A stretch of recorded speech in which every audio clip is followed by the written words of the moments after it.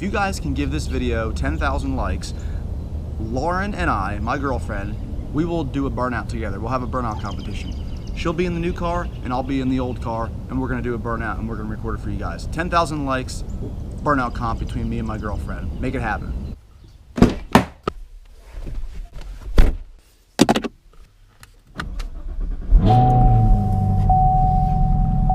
Oh, it's been a while since I drove this car. Not really driving it that far, just driving it back home to my garage because I had been storing it here at my parents' garage, as you can see, and I was cleaning out my other garage so I could fit both of my ZL1's in both of my garages. So anyways, yeah, I just came today to pick up the car and take it back to my house to fit it in the other garage and get some footage for you guys and maybe do a little comparison between the two cars. I know some of you guys were asking about that and everything, so that's what we're gonna do.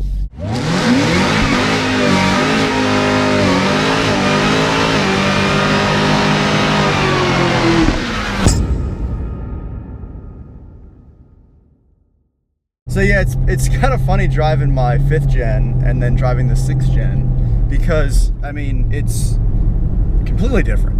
I know I might have two of the same car, but you know, you guys gotta understand these cars are completely different. Whether you want to believe it or not, even though they're both Camaro ZL1's, it's a completely different feel, a completely different ride, a completely different sound, everything. But when we get home here, we'll get a closer look at both cars and you guys can see what I'm really talking about and really why I made the decision to get two of the same car.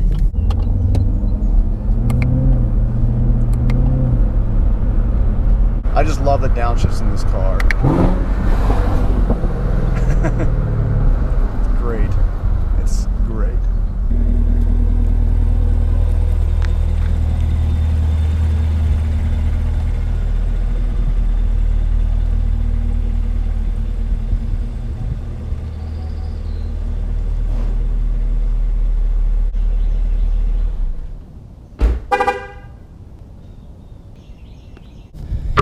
There they are in the garage for the first time together under the same roof, and it looks awesome. Now, the reason I chose to put this one in here is because I figured that the new car would get the newer garage, and even though this is more of like the race looking sort of garage, obviously with the checkered flag floor, I'm gonna do the same look in that garage with the same flooring, so it really doesn't matter, but I might choose a different color. I don't know, maybe I'll just match the garages. I think that'd be kind of cool. I mean, what do you guys think? Either way, the reason I put this one in this garage is because this is actually a smaller garage, and I also have a tire rack that I put up here now, so I can have, obviously with some spare wood that I need to get rid of, but either way, this tire rack is gonna be for my drag racing setup. You know, the slicks and skinnies up front on this car are going to be right here once I get them. They're still at Westie's shop right now, but I just got to pick them up. Then I have like my air compressor and tools and stuff here in the corner. So I don't know. I guess this is kind of like the work area. I don't know. But like, I'm gonna finish the garage off either way. I don't think I'm gonna keep it looking like this. If you notice, there's a bunch of Ducati boxes here because the guy that actually used to own this house before me, actually two guys before, he paneled this in Ducati motor crate boxes because he actually used to work on street bikes. So yeah, he used this garage as a shop, and there's even like some pictures of stuff here that I just haven't taken down. I don't know, really wasn't a priority. So, but now once I finish the garage, I will. I mean, it's kind of tight, obviously, to get in this door here to the other garage, but I'll work with what I got. It's good. At least they're both under one roof and at my house and all covered and everything like that. So it looks awesome. Once the garage is finished, it's going to go really well together. Either way, let's talk about some of the differences between these cars. Just by looking at the front end of that car and this, you can clearly see the upgraded, more aggressive look. As far as driving both of these cars, I mean, I think this one, they both have their spot. That's the cool thing about these cars. This car here is meant, as it stands, obviously, because I've done so much to it, straight line performance for the most part. It can still handle great. If I had a really good tire setup in the front and rear, this thing would handle phenomenally, especially with this roll cage now, you know? But that's not kind of the route I'm going with this car. That's the route I want to go with this car. This car is already a beast on the track stock. It's already done things that people wouldn't even think that a Camaro could ever do. And why not capitalize on something like that? So that's exactly what I'm going to be doing with this car. This is not going to be a straight line performance car.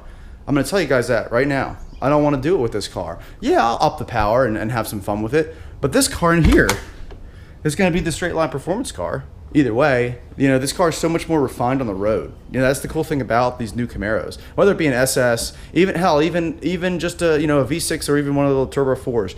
They both, if you get the right suspension package, if you get it like fully loaded and everything like that, they're going to be great handling cars. They ride nice. The interior quality is, you know, worlds beyond what the 5th gen was. The car is phenomenal in every single way, and at its price point, you know, you can't beat it. You cannot find a car that has the performance this car offers. A new car. We're talking new cars now. You cannot find a car from the showroom floor that costs as cheap as this car and outperforms it. And as far as this car goes, as it was stock, these cars were awesome. You know, when they first came out, these cars were great.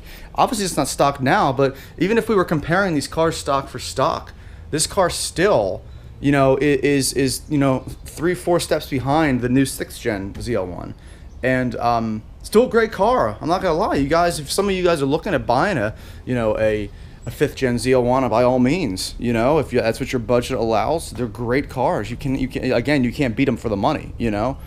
And if you can afford, if your budget allows a new ZL1, get the new one. The new one is amazing. Now, it depends really, I guess, on what you want to do with the cars. Like if you want to modify the hell out of the cars, obviously an LS motor like the LSA that's in this car, it's going to be so much easier to modify because there's so much stuff for LS cars. There's so much stuff for LS engines. You know, just looking under the hood, obviously, immediately you can bolt on parts and gain a lot of power, you know. Port this blower, you got a lot of power. I don't have mine ported. I still can do so much more to this car without even like swapping this. People always tell me, get a different supercharger, get a 2.3 liter, get this, pro-charge it, you know, turbocharge it. And I'm just like, why? I have so much more potential in this blower than I haven't even taken advantage of, you know? And you know, if you want to run like an E85 setup, like there's my flex fuel sensor right there, you can do that. So, so much can be done with an LS engine. It's amazing, and I'm sure most of you guys already know that. And when we look under the hood of, you know, the 6th gen ZL1 with the LT4, already the differences between, you know, this and like the Z06 engine, this has a way bigger supercharger hat. Way bigger, because they could fit it under this hood, you know. With this Corvette, they had issues. They had to figure out how to make the supercharger hat a little smaller to fit under the hood. So there's a lot of potential with this engine as well. There's not as much for it on the market right now, obviously because it's still a newer engine. They barely have a cold air intake for this car. I mean, the most basic mod you can get. There's like 1 or 2 companies maybe that offer it right now. You know, it's really your choice. What is it you want to do with the cars? You want to buy one, keep it stock, mostly, and have a lot of fun with it? You get this car right here. If you want to buy one and modify the hell out of it, then you need to get an LS engine, you know, get the 5th gen ZL1 for a cheap price, because you don't want to be paying for a car, you know, you don't want to be paying all this money for a car and then modding the crap out of it and, you know, lose your warranty or whatever like that. So buy a used one of these. Hell, used one of these will run you now $35,000. That is cheap. For this car, 35 grand is cheap for the performance you're going to get out of this car.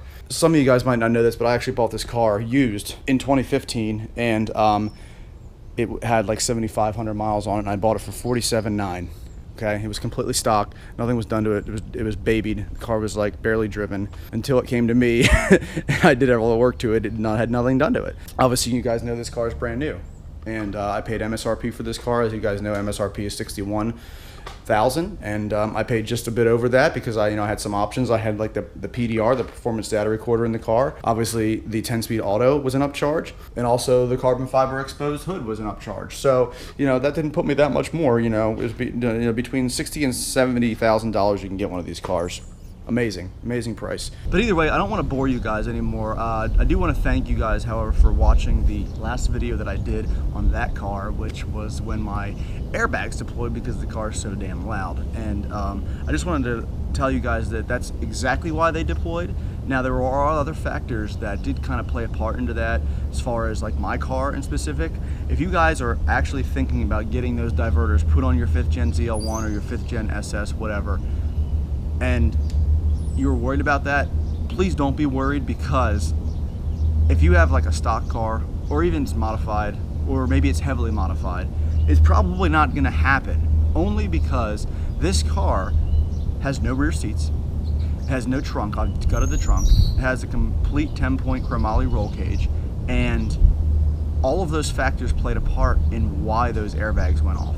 It all has to do with basically the fact that this car is going to be way, way louder inside than your stock ZL1 because of it being gutted and because there's no sound deadening and because of the cage. Everything that reverberates in that car when that thing is at wide open throttle is ridiculous, and that's why it was so loud, and that's why the sensors went off. And not only that, but I think I did hit a little bit of a bump that also attributed to that. And while a bump won't set your airbags off, clearly going over a bump is not going to do that. People go over bumps all the time, way more aggressive bumps than I even hit on this car, and airbags don't deploy. So that's the thing about it. A lot of factors came into play in that situation, and I just want to let you guys know that don't be afraid that that's going to happen to you, or don't buy them and think you're going to blow your airbags because it's going to be awesome, because it's not awesome, and it's probably not going to happen. But I just wanted to let you guys know that it was a freak thing, and I'm glad I got it on video for you guys so you can watch it. And hopefully the video will do well. I thank you guys for watching it and sharing it. If you haven't seen it, please check it out. I'll link it right above. And give it a thumbs up, share it, everything you got to do. I'm hoping it'll draw a lot of traffic to my channel, and I'm very, very close to hitting 100,000 subscribers. So that is awesome. We're only about 5,000 away. Either way, thank you for watching this video. Follow all of my social media. Everything will be in the description. Be sure to hit that subscribe button. Have a great day.